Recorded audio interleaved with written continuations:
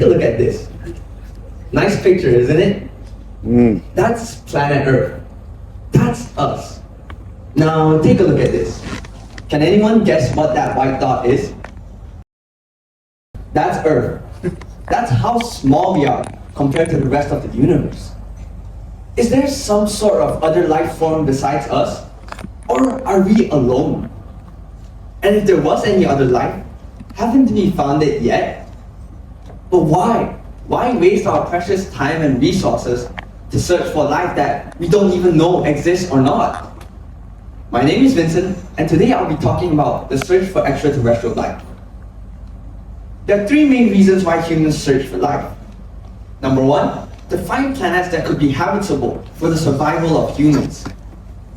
We should be familiar and well-versed with the limited resources we have on Earth. Just take a look at this diagram. Eventually one day, we're going to run low on oxygen. We're going to run low on clean, safe drinking water. Which is why we need to explore opportunities beyond our planet to conserve the life of humans.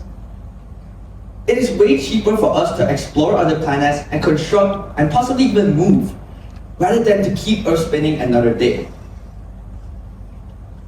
Interesting, isn't it? The solutions to Earth's problem isn't within, but beyond. Just imagine this. One day, we run out of resources that could be possibly used to make technology to save our planet. Let me tell you the simple answer. Doom. But that doesn't mean we don't have any solutions, which is why we search for extraterrestrial life. Reason number two, the technological advancements and discoveries we make from the search for extraterrestrial life. Let's say, for the sake of the argument, we don't want to leave Earth to solve our problems, because I know we all love Mother Earth. The thing is, the search for extraterrestrial life still benefits us. Oh, I hear you and I get it. How does it work? How does it work? But let me explain what actually goes on when we do search for extraterrestrial life. Let me put this idea into perspective. When we search for extraterrestrial life, we are making discoveries and advancements we can't discover ourselves. Imagine this. Let's say we found a hypothetical microbe on Mars. This microbe might need to adapt to the high temperatures of planet Mars. We can then use its genetic programming to help us survive the high temperatures caused by global warming. In a sense, we've solved the issue on both sides. The thing is, both are trying to survive harsh conditions as efficiently as possible. And both of these species might find they can share a common way to do this. In other words, both sides win. And for the final reason, the sole curiosity of human beings to explore the infinity is what motivates us the most. I want you to think back to early human civilization, before social media, before all these advanced technologies. We were in a constant need for development, not just to make life easier, but to see how far the human mind can go. In a sense, it's what makes us different from animals. We have the ability to think, to use our curiosity, and build something from it. And let's take this to the cosmos. Our ancestors made the same leap into the unknown, leading to inventions like the wheel, which changed human history forever. In the words of Cosmos, let's take Einstein's theory of general relativity, for example. His theories challenged classical physics and had implications on everything we know, changing everything we know about physics, from GPS technology to our understanding of the expansion in the universe. When we search for extraterrestrial life, we not only answer our curiosity, but we're also making discoveries. In a sense, when we do find an answer for extraterrestrial life, we prompt ourselves to reflect about our existence and our responsibility as intelligent beings. And through that process, we can make discoveries that will change us forever. Now that we've got reasons out the way, how do we find for life beyond us? Well, you see, to find life, humans must first find planets that can inhabit life, right? Before any talks on investment and discoveries or technology to explore that planet whatsoever. To do this, we need to find planets that have common characteristics to us. For example, common chemical elements like hydrogen, oxygen, as well as the perfect distance between the star and the planet to ensure the planet isn't too hot or too cold. We call this the Goldilocks zone. And we collect this data by using extremely strong telescopes, such as the James Webb Telescope, as these galaxies can be way far out. Now, with this data, we use transit photometry and Doppler shift to determine whether a planet is present when we discover a star. We use transit photometry as well to discover the orbital period of the planet as well as its mass. Take a look at this animation.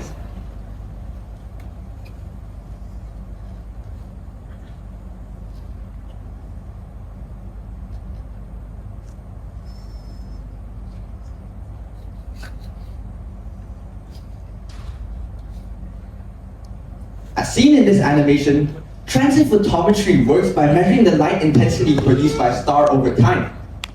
If the light intensity dips significantly, it means that a planet is present because there's a large object blocking the light.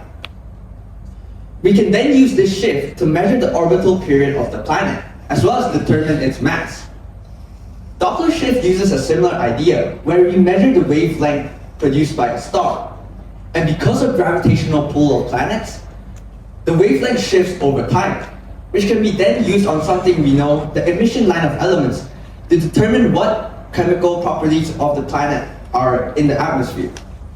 As you can see in this diagram, this is the chemical element, the emission line of elements for carbon dioxide. Finding these chemical elements mean that we can find planets that could possibly form life. So now that we have the planet's chemical elements, its size, its mass, and its orbital period, it's time to find the distance between its star.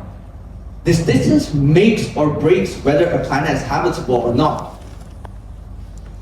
And how do we do this? We use Kepler's third law. By using the orbital period and the mass of the star, we can calculate the distance between the planet and star.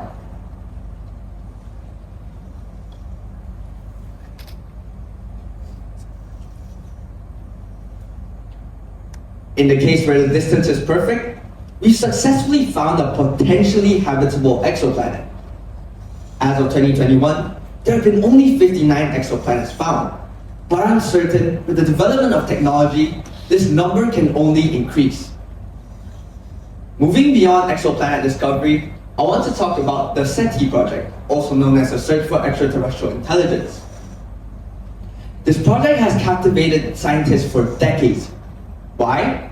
Because it listens to radio signals and inputs in the universe. In a sense, it's almost like listening to the universe with a stethoscope, waiting for an alien heartbeat to be present. Through these two methods mentioned above, it's hard to avoid the use of computer science, which is why I'm now going to delve into the deeper details of computer science in exoplanet and SETI discovery. You see, when we use these two methods, we have to sort through extremely large amount of data sets. And with planets that are extremely far away, there can be an insane amount of false signals that a person has to manually clear through. And that's where computer science comes in. You've heard of ChatGPT, all this AI hype and whatnot. You use it to finish a coursework, you use it to finish the work your boss gives you. Come on, we all use it in our daily lives now. But you see, AI is more than that. In this sense, machine learning is a part of applicative AI.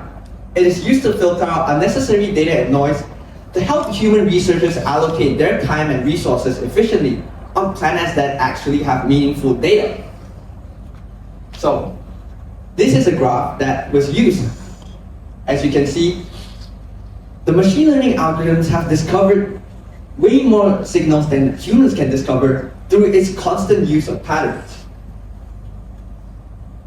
For example, the Exoplanet Hunter project uses their machine algorithms, and they've seen 104 new exoplanets detected thanks to it since their use in 2020.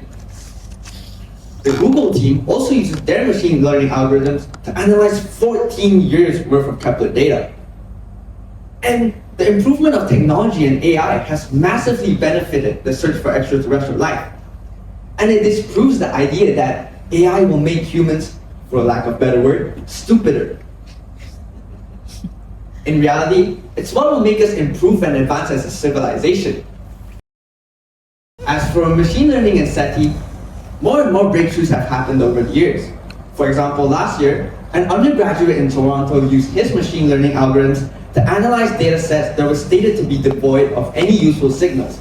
Yet, his machine learning algorithm discovered a pattern of which showed that the data set could be a potential study candidate, showing again the power technology can have in these breakthroughs.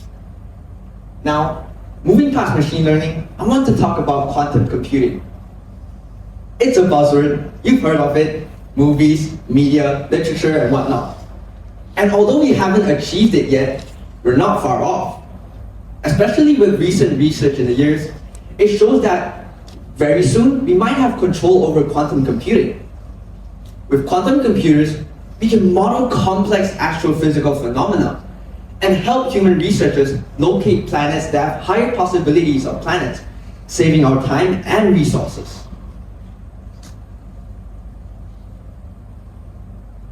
So, with quantum computing and other computer simulations as well as AI, these technologies improve the efficiency of how we search for life. And as a result, computer science plays a crucial role in the search for life.